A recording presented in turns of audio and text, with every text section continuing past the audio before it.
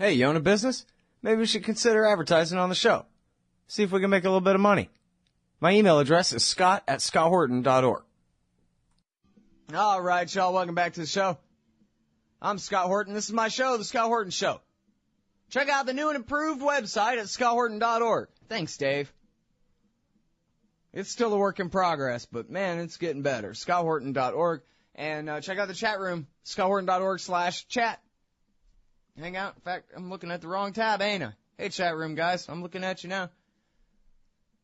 scotthorton.org/chat.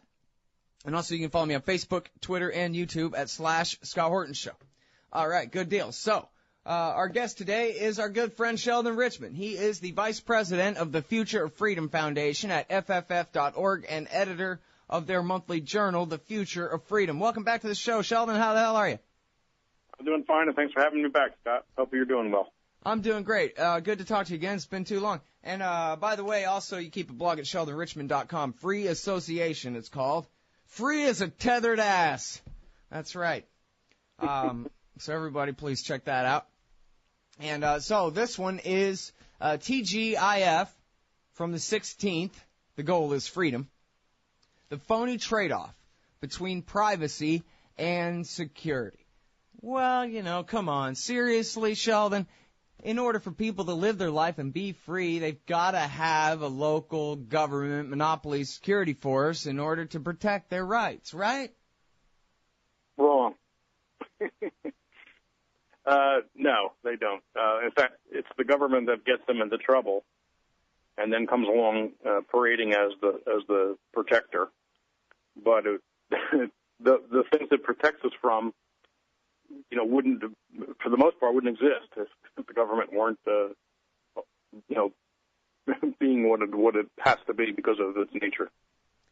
Oh, yeah? Well, give us some examples then. Well, I guess, you know, the most relevant examples to the piece refer to foreign policy. And, Ron Paul's old line about they're over here because we're over there. And as you well know, because I've heard you say it many times, history didn't begin on 9/11. There was the U.S. Was not just minding its own business on 9/11 when those guys flew their planes over here, which is not to say they should have flown planes into the World Trade Center or the Pentagon, but the point is there was a history to that, and there's a context, and if we refuse to understand it, we do nothing to make ourselves safer from such things.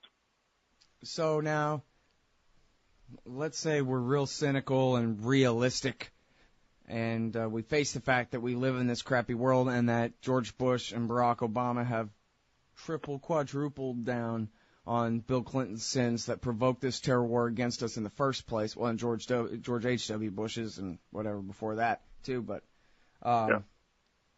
since, you know, we really do, we being the people who live between Bangor and San Diego here somewhere, between Miami and Portland, we have a threat. There are people who want revenge and have a strategy of actually making our government madder and dumber.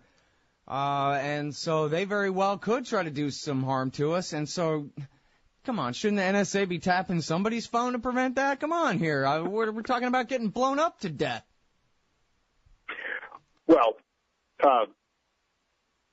you can't separate that from the drone campaign and the other forms of aggression in the Muslim world, which is making people mad at us. I mean, the point of the article you referred to was the Obama and other members of Congress making statements about how, especially in light of the Snowden revelations, that we need to strike a balance. We need to have a debate about the proper balance between security and privacy and freedom in general. And I wanted to point out that that's number one, it's a phony debate. I mean, they wouldn't even be going through the motions had it not been for Snowden, who they have demonized. On the other hand, they say we welcome the debate. Well, he made the debate. I put quotes around the word because it's not real, but he made the debate even happen, and yet he's being demonized. So is he a good guy or is he a bad guy? We wouldn't be having even the shell of the debate without him.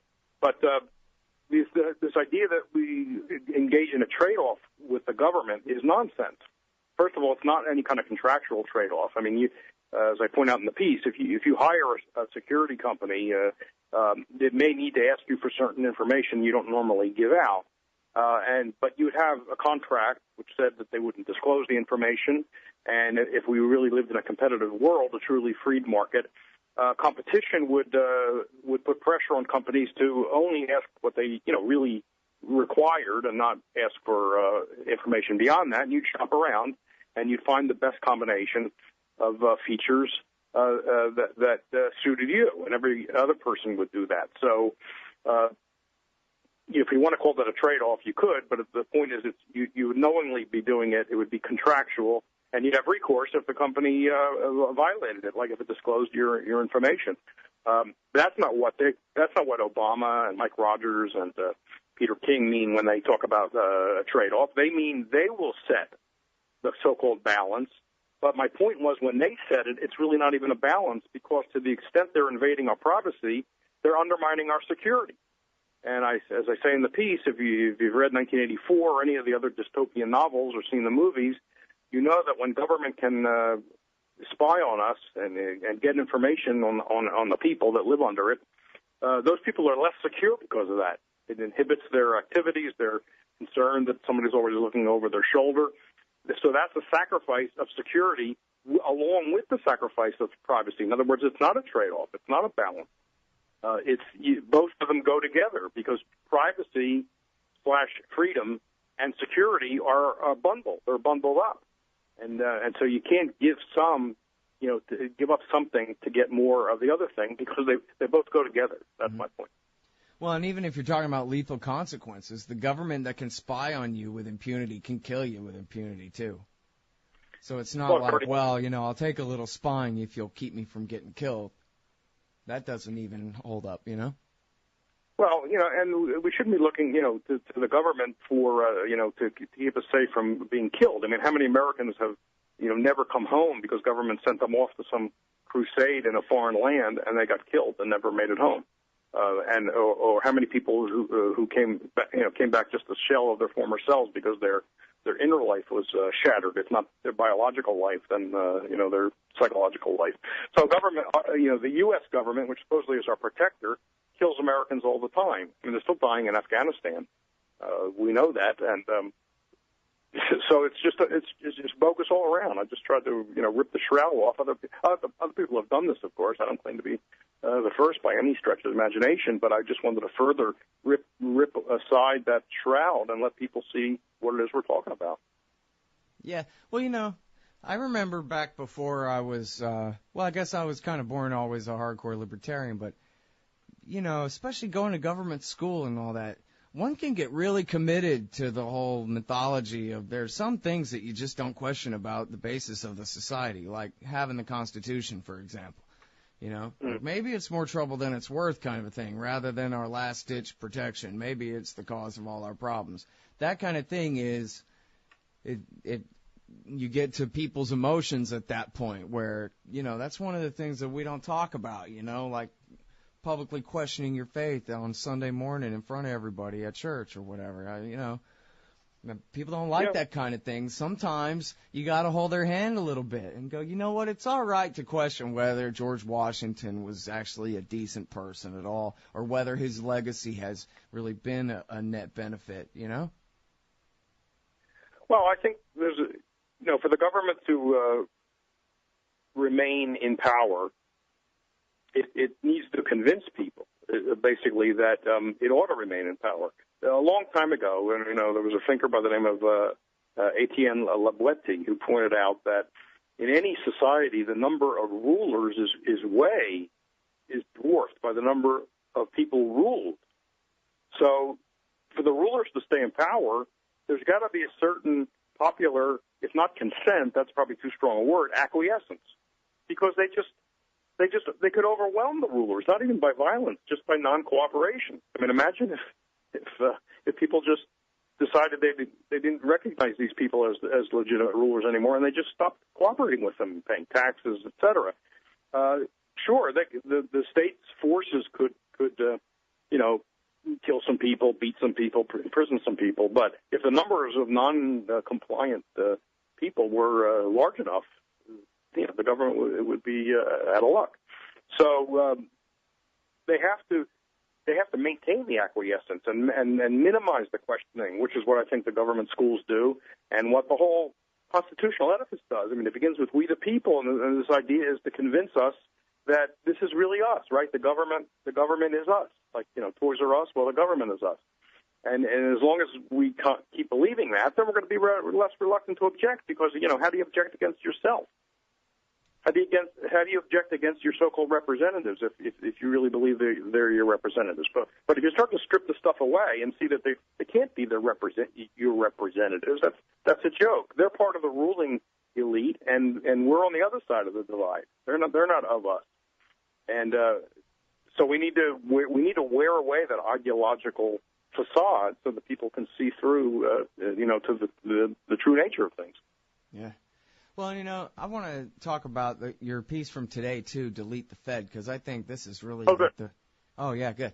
Because this is, to me, it's at the root of so many problems. That's just a fact, never mind to me. But to me, this is like the greatest scam ever. It's like if anybody ever fed a line of crap to anybody else that they believe, other than, in general, the state is here to protect you or whatever. But as far as a specific set of crap, this whole thing about you gotta have the government and these goons work together to control your money supply for your own good has got to be some kind of world record here anyway. And also when people learn the truth about it, that wait a minute, the very money that we use in our every transaction is corrupt. It's like the biggest light bulb going off over their head about, hey, this isn't a republic at all. What is this at all? I don't know what's going on here. Right. And was it right for me to go serve them in a war?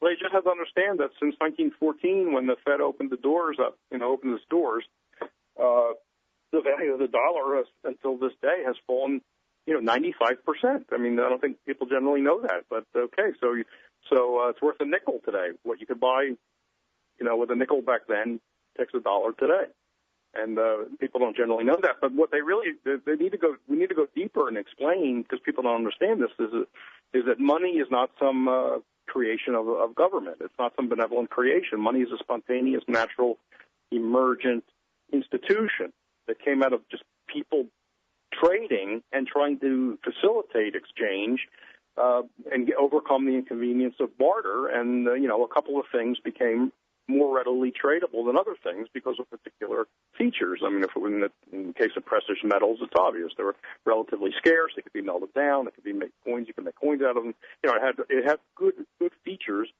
to serve the purpose of being a readily tradable thing, so that even if you didn't want those gold discs for your apples, you knew that you could take the gold discs because when you went to buy something, the sellers would be happy to take the gold discs because they knew that someone else was going to take the gold discs, and so on.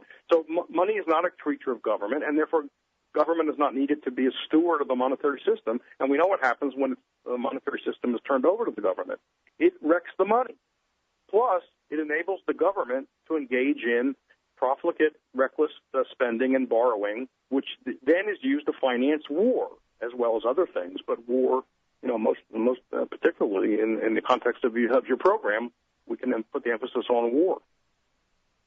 Yeah, but I heard from a teacher in school somewhere or on TV or something like that the Federal Reserve is the restraint, because without them, the banks would create even more money out of nothing all the time. They would make even more bad loans because they're such lousy businessmen, and they would cause the terrible booms and busts all the time.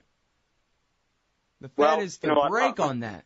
I cited in my article, which you can find at ffs.org, today's op-ed, which is called Delete the Fed, a link to a great paper published by three very good monetary economists, people I have great respect for, Larry White, George Selgin, and I think it's William Lestraps, who go through the Fed's history. It's sort of a report card on the Fed as it heads into its second century.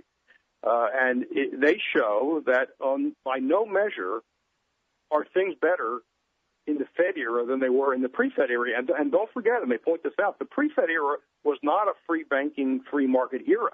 So that was a flawed system as well. There were national banks. There was interference at the state and federal levels. But even using that as the comparison, the Fed does not look good. Recessions are longer, have been longer. Recoveries have taken longer. I already mentioned inflation, the devaluation of the dollar. We're down to a nickel. And they use other criteria too to show that the Fed's record is terrible, and that's even if you take out the 20s. It was pretty new in the 20s. Of course, we get the crash in 29, and then the depression in the 30s. But a lot of economists call the 20s the practice decade because the Fed was just getting its legs. But even if you take out the 20s, the Fed's record looks very bad compared to the pre-Fed period. Now, people don't generally know that. That's taken as an article of faith because it's reinforced from the media and the schools that without the Fed, there'd be chaos, and that's just nonsense. Well, and so here's the thing, too, is it's sort of like the bias built into the term intelligence, right? If government claims to know something, they automatically categorize it as being smart, even though that ain't necessarily true kind of thing. And with this, they just, from the very get-go, they've got the jargon all rigged against the truth. It's the business cycle is the boom and the bust, because that's how businesses are, is they just, I don't know, I guess they never think further than a couple of years out or something, and so they way overinvest in certain things when they have too much, when they're making too much money. Then they make a bunch of bad investments and a bunch of extra stupid stuff, and then those bubbles pop. And so, damn businessmen, that's why we need the Fed. And even if they haven't done a real good job, it's just been their practice century. But now, 100 years out, now they're good at it, and now they can restrain that boom and bust and smooth that boom and bust out. They have to. Well, a couple things. It's true that they've gotten better than they were. I mean, they're intelligent men and women, and they're going to learn. But as something else I cite in my piece, Jeffrey Rogers Hummel, who's a very good money and banking economist at San Jose State, points out that while they've gotten better at controlling inflation, I mean that hyperinflation that people have predicted, for many years, for some reason has not arrived. So they have gotten better at controlling inflation and keeping it kind of small and low. But what they've done now since 2008 under Bernanke is become a central planner of capital allocation. And Hummel, I have the link, Hummel documents this in an article that was in the Independent Review to show that the Fed, for the first time, it's never done this before 2008, is directing capital to particular companies. In the old days, the Fed would, increase credit, and then the banks would just sort of lend it out, and the Fed wasn't trying to direct it here or there. Now they're in a whole new mode where they are directing it to particular industries and companies even. And so we now have a central planner for the allocation of credit and capital, and that obviously has no place in a free society. So it's another reason to get rid of the Fed. Well, I can tell that the people on TV are getting a little smarter about this, too, because they talk about, well, geez, they're not ever going to quit creating new money and buying up all this bad debt, are they? Because what would happen to the markets if that happened? I mean, that's the way they talk on CNBC and what have you. Well, right. They can't tighten up now. The Fed does manipulate the whole market process. It's been buying mortgage-backed securities from banks, and so relieving the banks of what might be very dubious quote assets. At the same time, we're not seeing that money generate a price inflation because what the Fed has been doing mostly is borrowing the money back immediately by paying interest on the bank's Fed account. So they're leaving the money in their Fed accounts and drawing interest. It's also a secure way for the banks they're only getting 0.25%, but it's a secure loan to the government, and so it's safe and it's attractive. And the demand for the loanable funds is not booming because people are uncertain about different things, Obamacare, Dodd-Frank, et cetera. And so there's not a great demand for loans either. So that's why we're not seeing inflation, despite the fact that the federal government, the Fed, has been creating money, but they found a way to keep the money bottled up. So I don't think that's the great danger right now. The great danger is that Bernanke is allocating capital So, see, what people don't understand is, I mean, it shouldn't take much to see that the Fed is not a good source of security in a market, in a truly free marketplace. There's a high degree of decentralization, which means anybody who makes a mistake is making a fairly local mistake. And so a lot of people, even if a few people around the center where the mistake occurs get hurt, it's still going to be fairly contained. But when you take an economy like the United States, what is it, $15 trillion, and you have a Fed, a centralized Fed, if it makes a mistake, everybody suffers. Well, except for the few privileged people that are going to rake in profits. But the whole society and maybe the whole world will suffer. So you don't want centralization. You want decentralization. But the Fed makes things as centralized as they could get. Yeah. Well, and you still have inflation in certain sectors, like in housing and in the stock market. It's always the stock market that benefits, while, the average person actually is sort of, if they have any money at all, they're sort of forced to invest in speculative things like that, when really they're not that kind of expert. They ought to just have a local savings account, but it might as well be a crime to have a savings account because inflation will kick your ass on that interest rate. Well, Chris, like when you say inflation in certain sectors, I mean, we got to be careful because inflation usually means, typically price inflation, like widespread price inflation, a general increase, sustained increase in prices. So to say, gold's going up, that's not inflation. Or say the stock market's booming, that doesn't count as inflation. There can be a lot of explanations for that. It's true, interest rates are low, and that's a reason why people will turn to the stock market because they want to try to get a better return. But of course, you're right, it's riskier. You need to know more, and not everybody has the ability to spend the time to become a knowledgeable investor. And it's never going to be the case that anybody can walk into the stock market and do as well as anybody else. Because if somebody who puts the time in and studies and approaches it as a real vocation, you might expect that person to do a little better than someone who just wanders in and says, "Hey, I'll buy some stocks." That's a shame.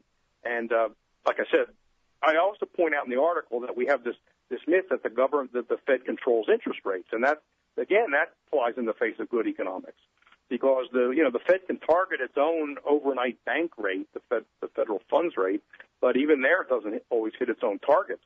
But the idea that it controls or sets or even heavily influences mortgage rates and other kinds of interest rates is a myth.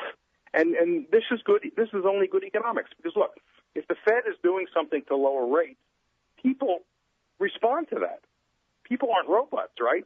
They see what's going on. If they get a sense that the Fed is creating money in order to lower interest rates and the money is flowing out into the economy, lenders are going to raise rates, aren't they? They're going to want an inflation premium. They don't want to get screwed by the fact that price inflation is going on, and they don't want to get paid back in cheaper dollars. So rates might go down in the very short run, but then they're going to go up soon when people see what they're doing. And these days, people are much more sophisticated. The markets are much more sophisticated at watching what the Fed does. It's easier than ever to switch from one currency to another, because currency controls over the years have fallen away under various kinds of deregulation, and so people are able to adjust their behavior much quicker than they could previously. So the idea that the Fed can inflate and hold down rates is really the opposite of the truth, and it assumes that people are sort of automatons just walking around oblivious to the surroundings. Mm-hmm. Well, at the same time, then, the sectors where the Fed is directly injecting capital here and there, people can wise right up to that and just short housing stocks or short whatever it is that's being propped up, right? Well, there's more information available than ever before, and it travels, basically at the speed of light. So you're right. The sophisticated people who are keeping an eye on things can switch from sector A to sector B in response to a change in Fed policy. So the Fed. I've heard the Fed compared to a kid sitting in a little car seat that has a phony steering wheel on it, and the kid believes he's steering the car, and the parents encourage him to believe he's steering the car, but he ain't steering the car. So there's this illusion that the Fed steers the economy, and that's just not true. I mean, it could wreck it if it did certain things, but it doesn't steer it. Yeah. Well, Although, who knows what steer means exactly in that case. I mean, Well, I know a guy, for example, who he was a student of Murray Rothbard. He had read America's Great Depression, I guess, and he's a construction guy.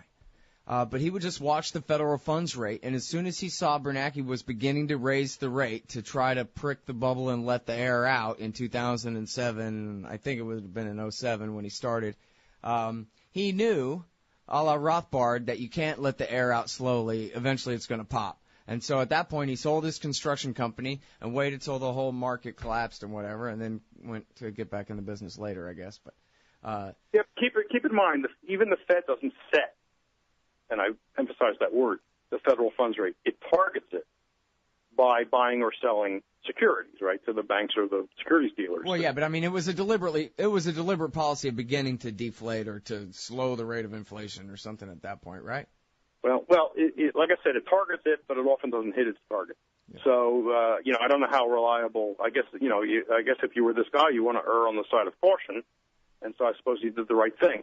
But I don't know generally how good a guy that is, and I don't give investment advice. I'm the last person in the world anybody should listen to about what moves to make in response to the Fed. Oh yeah, no, I didn't necessarily mean that. I guess I'm still kind of stuck on the difference between or maybe why there's a difference between just having inflation across the economy, price inflation across the economy versus having the kinds of distortions. I mean, because after all, in the Bush era, price inflation on the shelf, I mean, fuel and food prices were up some and that kind of thing. Obviously housing, but mostly housing, right? That kind of thing. It wasn't widespread price inflation. It was huge distortions and bubbles in right, but we don't markets. have that inflation. Sure, the government can adopt a whole series of, and which it did, a whole series of policies to stimulate demand for housing. Mortgage deduction, and then the Community Reinvestment Act, and then Fannie and Freddie jumping in, and so they can have all kinds of policies that make it attractive to buy housing rather than something else, and then you'll see a rise in demand and rise in prices. But that's not what we mean by inflation. Right. General, we mean by a general rise in prices. Well, we ought to do this more often because we got to go. We're all out of time. Thanks, Sheldon. Okay, pleasure. Appreciate it. Everybody, that's Sheldon Richman from FFF.org. See you tomorrow.